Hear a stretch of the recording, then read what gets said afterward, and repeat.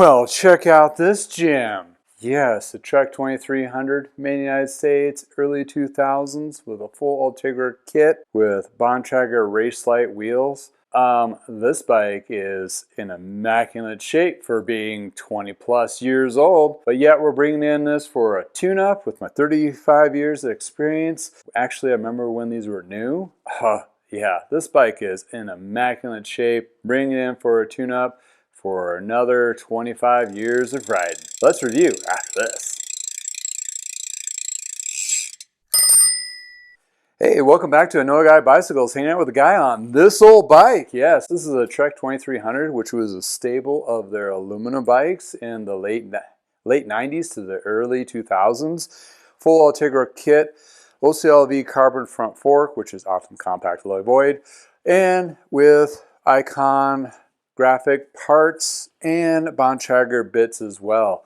This particular period piece, it is an awesome bike. These were workhorse, stable, budget-ish friendly. They were more expensive in the back then, but compared to today, this is one stellar bike.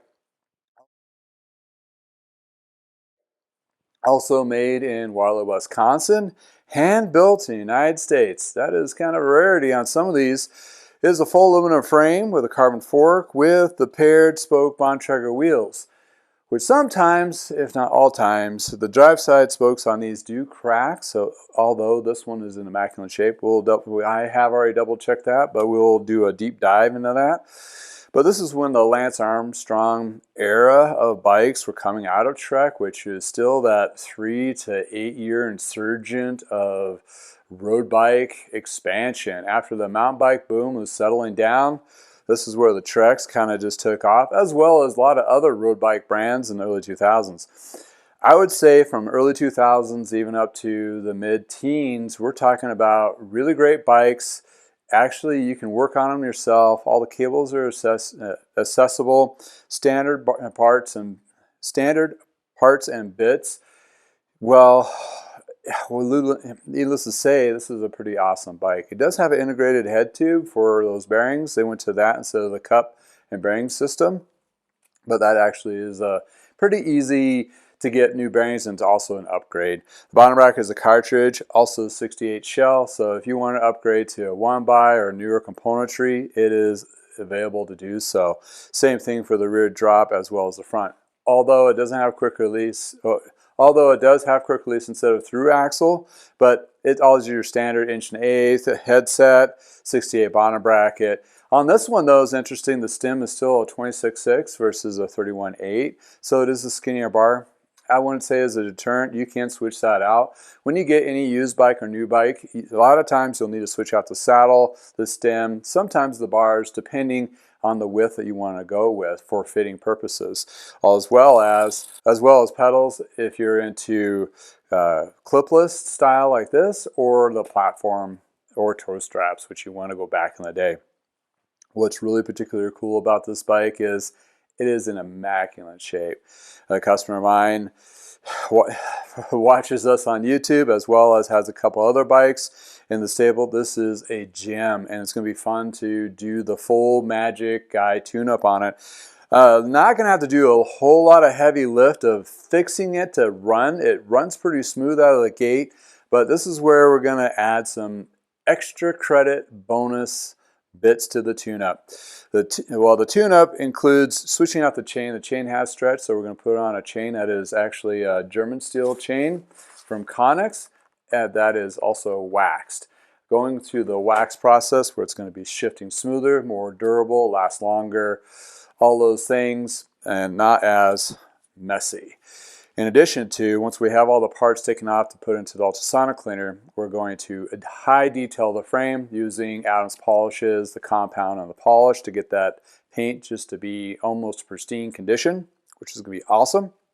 In addition to finishing it off with a ceramic coating with a 2 to 3 stack on it for protection for UV light and from damaged water dirt and erosion, that kind of stuff. So in any case, this is a great gem to be able to take it to a pretty good functioning bike and just elevate it to a higher level. Smoother shifting, clean, easier to clean frame and fork. It just sheds all that, as well as the bits. I will put a ceramic coating and polish on those, as well as the wheels. Adding that particular layer of protection to the parts, this could easily last in immaculate shape if taken care of right another 25 years easily. So hey, lo and behold, and frames, you know, aluminum frame is going to be a little stiff, but it's going to accelerate really well. The geometry on this is more your traditional. It hasn't gone to the compact on these, so it's more of that traditional external cables and so forth, which is great that this particular bike you can work on yourself, finding videos on my channel or others, and be able to do it DIY. Some of the newer bikes with all the internal folding cables and specialty parts for the headset, bottom bracket, and other pieces of the bike could get kind of a cost lift, so you may have to send those to the bike shop for how those professional services done.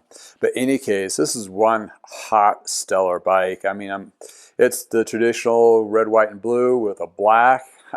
Just classic, clean looking. We're going to put some new bar tape on it too to elevate that experience.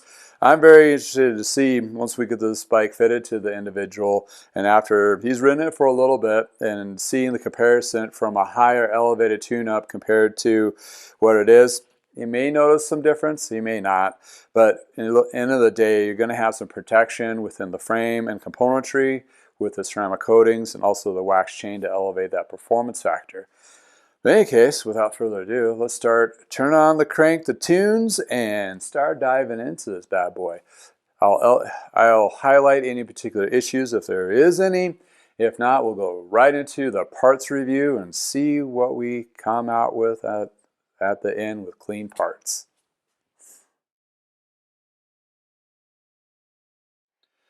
Here we have it. Rear wheel, true. Actually, it wasn't bad at all.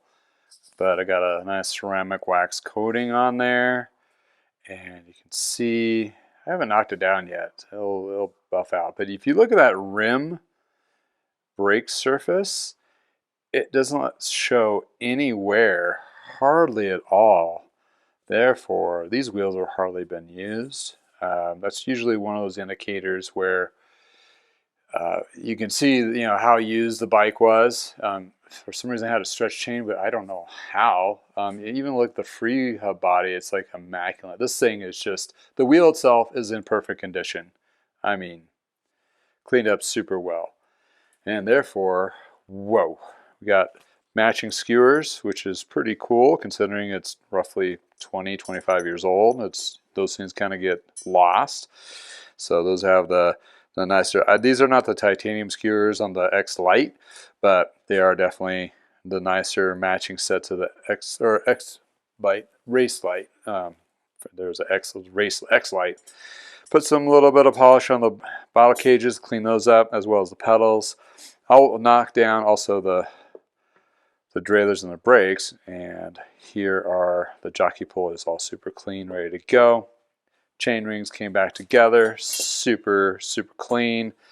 They have hardly any wear indication. They were just dirty. That's just crazy. And these are 175, so this is a 58, I believe. Guides, cassette. We will put on a new waxed chain from Connex. I pre-wax these. I buy them, then I wax them, and that's what I do with the Silca. And then the front wheel, just as immaculate as the rear. Hardly any rim surface wear. You can barely even tell. The brake pads, I mean, that's another indicator too. If you look at the brake pads, there are hardly any kind of wear on those. So clean those up, call them good, and bam, there's the frame. I haven't knocked it down yet. I did about a 3 stack, so it looks like a little bit of a haze on there. But yeah, let's take a quick review of where we're at.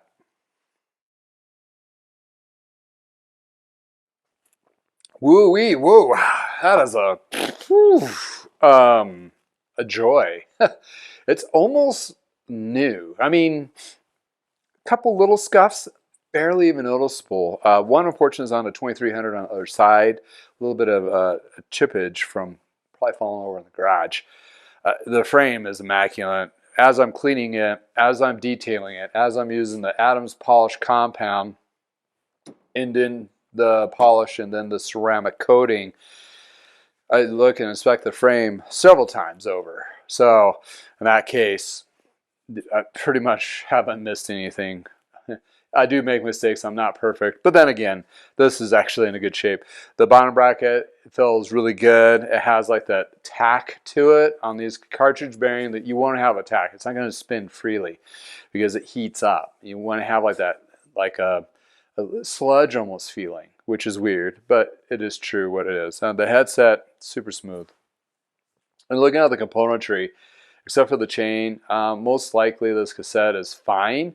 How cleaned up. It just had some, the cassette is just fine. It just had some cake up gunk as well as the crankset and the jockey pulleys. Holy cow. They turned out super clean, hardly any wear on them. Yeah, it just, so the componentry definitely reflects the frame in the sense it has not been used. Well, looking at the bike, there is a serial number underneath. Sometimes they put a stamp sizing on the OCLVs they did for the carbon bikes.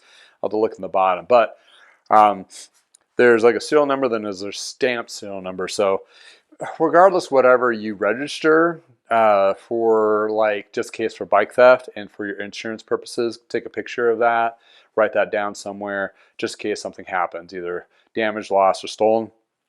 That's definitely a good thing. This is, they had the ZR 9000 custom alloy. They just used a little bit higher alloy. The welds on these are a little more flush, even on the bottom bracket. More of a beaded area in the back portion, but still you don't see the high ridge. That welding process, I would say, really came from the Gary Klein acquisition, because Gary Klein welded aluminum and had a higher grade weld. So before Klein became part of the Trek family, it was bonded aluminum tubing and bonded aluminum carbon tubing.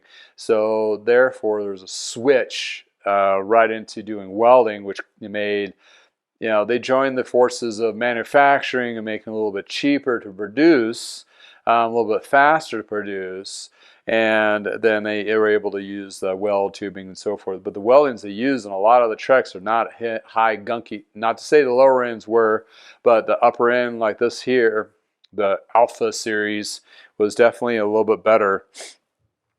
So, in knowing that, it's, then they use the OCLV carbon on the front fork. So it actually has aluminum crown, and the fork blades themselves are carbon. So, and these were made in the United States, and also, stamped on here in 1976, hand built in Waterloo, Wisconsin.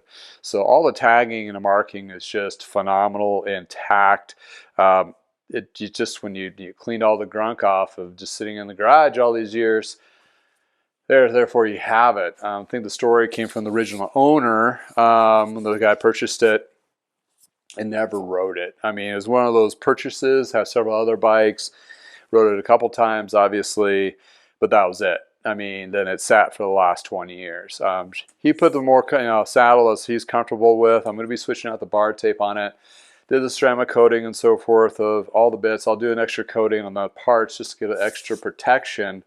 But reassembling this is actually, I wouldn't say a breeze, but it's a breath of fresh air of not really anything as a hiccup, as a troublesome bike. It's just your general tune and preventative maintenance. Highlighting that we're doing a wax change, so we're adding a performance factor to that as well as a cleanly factor.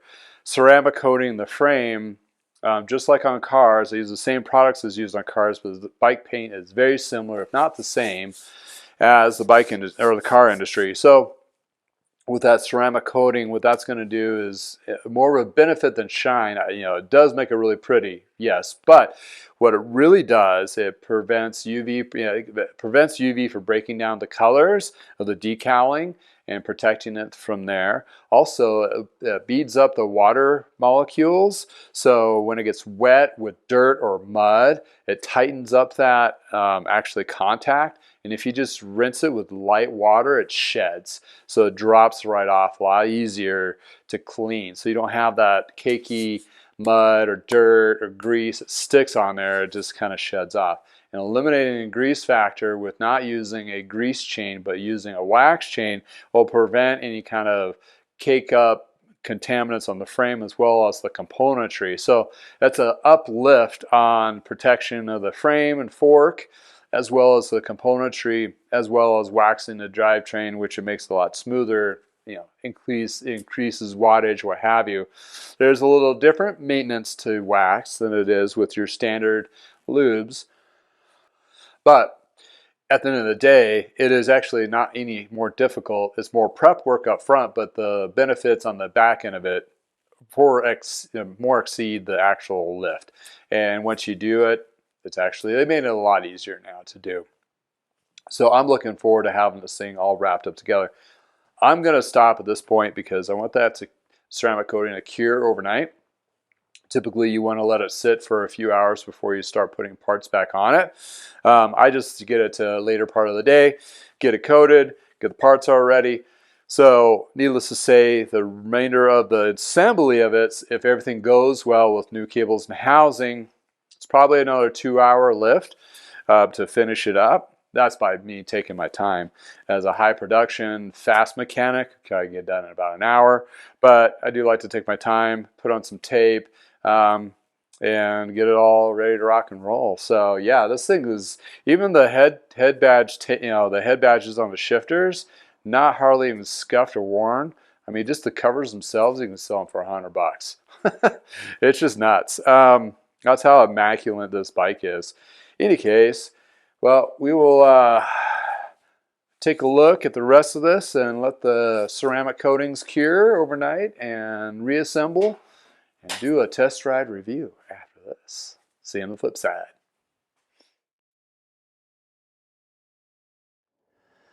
Finally got some sun on a warmer day on this December day. We're going to check out this 2300, see how it just performs.